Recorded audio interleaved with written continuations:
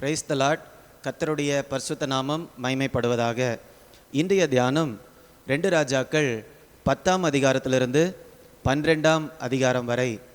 இந்த நாள் தியானத்திற்கான தலைப்பு, உங்களை கொண்டு தேவனுக்கு லாபமா அல்லது நஷ்டமா? நாம் இந்த நாட்களில் ராஜாக்களை குறித்து தியானித்து கொண்டிருக்கிறோம்.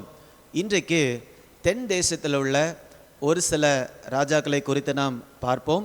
அதிலும் குறிப்பாக ஒரு இருவர் எப்படியாக தேசத்தில் பங்களித்தார்கள் என்று சொல்லி நாம் சற்று விளக்கமாக தியானிக்கலாம். இந்த சார்ட்டில் நீங்கள் பார்க்கும்போது ஆசா ராஜா, அதை தொடர்ந்து யோசபாத், அதன் பின் யோராம், அகசியா, அத்தாலியாள், யோவாஸ். ஸோ இந்த சார்ட்டில் உள்ள கடைசி 2 பேரை பற்றி தான் இன்றைக்கி நம்ம தியானிக்க போகிறோம். அத்தாலியாள், யோவாஸ். அத்தாலியாள் மிகவும் ஒரு மோசமான ஒரு ராணியாக காணப்பட்டாள். அத்தாலியாள் செய்த காரியம் என்னவென்றால், 2 ராஜாக்கள் 11ஆம் அதிகாரம் 1ஆம் வசனத்தில் ராஜவம்சத்தார் யாவரையும் சங்காரம் பண்ணினாள், எல்லாரையும் கொன்று போட்டாள். ஏனென்றால், நான் தான் ராஜாவுடைய இடத்துல இருக்க வேண்டும், எனக்கு போட்டியாக மற்றவர்கள் வந்துவிடக்கூடாது என்று ராஜவம்சத்தார் எல்லாரையுமே சங்காரம் பண்ணிவிட்டாள். அது மாத்திரம் கிடையாது, கர்த்தருடைய ஆலயத்திற்கும் பயங்கரமான தீமைகளை இந்த ராணி கொண்டு வந்தாள்.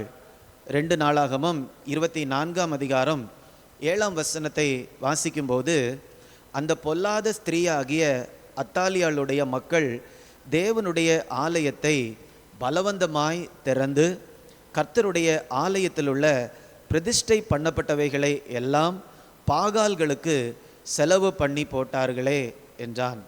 அப்போ இந்த அத்தாலியாள் செய்த காரியம் என்னவென்றால், தேவனுடைய ஆலயத்திற்குள்ளாக போய் அங்கே பிரதிஷ்டை பண்ணப்பட்ட பரிசுத்தமான பொருட்களை எல்லாம் எடுத்து பாகால்களுக்கு செய்விப்பதற்காக பிரயோஜனப்படுத்தினதை நாம் பார்க்கிறோம்.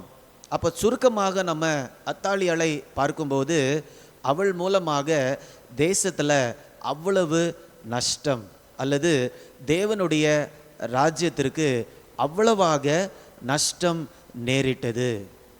அதை தொடர்ந்து யோவாஸ் ராஜாவாக வருகிறார். 12ஆம் அதிகாரம் 2ஆம் வசனத்தில் அவரை குறித்து எழுதியிருக்கிறது, யோவாஸ் கர்த்தரின் பார்வைக்கு செம்மையானதை செய்தான். ஒரு தீமை செய்த ராணி போன பின்பு அடுத்த ராஜா கர்த்தருடைய சமூகத்தில் நல்ல காரியங்களை செய்கிறார். அவர் செய்த காரியம் என்னவென்றால், 4ஆம் வசனம், 5ஆம் வசனம், 6ஆம் வசனம், 7ஆம் வசனம் இதெல்லாம் நம்ம படிக்கும்போது, அத்தாலியாள் நாட்களில் தேவனுடைய ஆலயம் பாதிக்கப்பட்டிருந்தது, சேதமடைந்தது. யோவாஸ் செய்த காரியம் அது எல்லாவற்றையும் சரி செய்கிறார். 4ஆம் வசனம் அப்படிதான் அதை தான் சொல்லுகிறது. 5ஆம் வசனத்தில் பார்க்கும்போது, ஆலயத்தில் எங்கெங்கே பழுது காண்கிறதோ அங்கே எல்லாம் ஆலயத்தை பழுது பார்க்க வேண்டும் என்று அவர் ஆசாரியர்களுக்கு கட்டளை கொடுக்கிறார். ஆனால் ஆசாரியர்கள் மிக வேகமாக அந்த காரியங்களை செய்யவில்லை. ரொம்ப நாள் அந்த காரியங்களை செய்யாமலே வைத்திருந்தார்கள். திரும்பவுமாக யோவாஸ் ராஜா ஆசாரியர்களை அழைத்து, நீங்கள் இன்னும் வேலையை முடிக்கவில்லையா? அப்படி தான் 6ஆம் வசனத்தில் அவர் கேட்குறார். 7ஆம் வசனத்தில் சொல்லுகிறார், நீங்கள் சீக்கிரமாக ஆலயத்தின் வேலைகளை எல்லாம் பழுது பாருங்க, எல்லாவற்றையும் சரி செஞ்சுருங்க, கர்த்தருடைய ஆலயம் நல்லா இருக்க வேண்டும், ஆராதனைக்கு ஏற்ற விதமாக இருக்க வேண்டும் என்று அவர் திரும்பவுமாக சொன்ன பிறகு எல்லாரும் தீவிரமாக வேலை செய்தார்கள். வேலை செய்து பழுதுபட்ட எல்லா காரியங்களையும் அவர்கள் சரி செய்தார்கள். இப்போ நம்ம 2 பேரை பார்க்குறோம். அத்தாலியாளும் அந்த யூதா தேசத்தில் ஆட்சி செய்தால், அதை தொடர்ந்து யோவாசும் ஆட்சி செய்தான். ஆனால் இருவருடைய வாழ்க்கையை பார்க்கும்போது, ஒருவர் மூலமாக தேசத்தில் பயங்கரமான இழப்பு, இன்னொருவர் மூலமாக தேசத்தில் பயங்கரமான நன்மைகள் ஏற்பட்டது. இதற்கு அநேக காரணங்கள் இருக்கலாம். யோவாஸ் எப்படி நன்மை செய்ய முடிந்தது என்பதற்கு இந்த அதிகாரங்களில் ஒரு 2 காரணங்களை நம்மால் பார்க்க முடியும். முதல் காரணம் என்னவென்றால், ஆசாரியன் அந்த நாளில் இருந்த ஆசாரியனோடு நன்றாக ஒத்துழைத்தார் ஆண்டவருடைய சித்தத்தை செய்வதற்கு.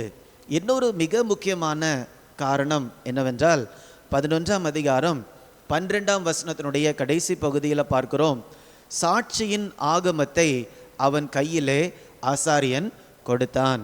அப்போ யோவாசுடைய கரங்களில் என்ன இருந்தது? சாட்சியின் ஆகமம். சாட்சியின் ஆகமம் அப்படின்னா என்ன? மோசே எழுதின நியாயப்பிரமாண புஸ்தகம். அப்போ அந்த நியாயப்பிரமாண புஸ்தகம் கரங்களில் இருந்த உடனே அதை அவர் வாசித்து அதில் என்னென்ன காரியங்கள் எழுதியிருக்கிறதோ அந்த காரியங்களை அவர் செயல்படுத்துகிறார். அப்போது ஆண்டவருடைய வார்த்தை நம்முடைய கரங்களில் இருப்பது மிக மிக முக்கியம். கரங்களில் இருப்பதென்றால் அதை நாம் படித்து இருதயத்தில் ஏற்றுக்கொண்டு அது சொல்லுகிற பிரகாரமாக நம்ம நடப்பது மிக மிக முக்கியம். அப்படி நம்ம செய்யும்போது தான் ஆண்டவருடைய ராஜ்யத்திற்கும் ஆண்டவருடைய சபைக்கும் நம்ம பிரயோஜனம் உள்ளவர்களாக காணப்படுவோம். நம்ம வாழ்க்கையில் ஒரு சிறிய கீழ்ப்படிதல் இருந்தாலும் அது நமக்கு மட்டும் பிரயோஜனம் கிடையாது, அது கண்டிப்பாக நம்ம குடும்பத்திற்கு பிரயோஜனமாக இருக்கும், கிறிஸ்துவின் சரீரத்திற்கும் கண்டிப்பாக பிரயோஜனமாக இருக்கும். ஏனென்றால் நம்ம எல்லாருமே கிறிஸ்துவின் சரீரத்தில் அங்கத்தினர்களாக இருக்கிறோம்.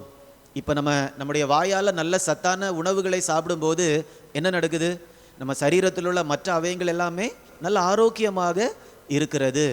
நல்ல ஆரோக்கியமாக நம்ம கரங்களை வைத்து உடற்பயிற்சி செய்யும்போது உடல் முழுவதும் ஆரோக்கியமாக இருக்கிறது.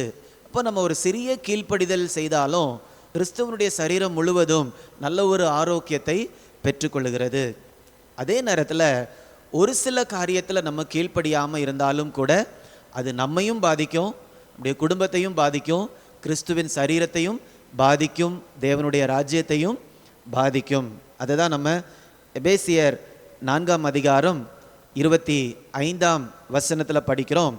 அன்றியும் நாம் ஒருவருக்கொருவர் அவயங்களாய் இருக்கிறபடியால் பொய்யை களைந்து அவனவன் பிறனுடனே மெய்யை பேச கடவன். நம்ம பொய் சொல்லும்போது நம்ம யாருக்கு விரோதமாக பாவம் செய்கிறோம்? நமக்கு விரோதமாக பாவம் செய்கிறோம்.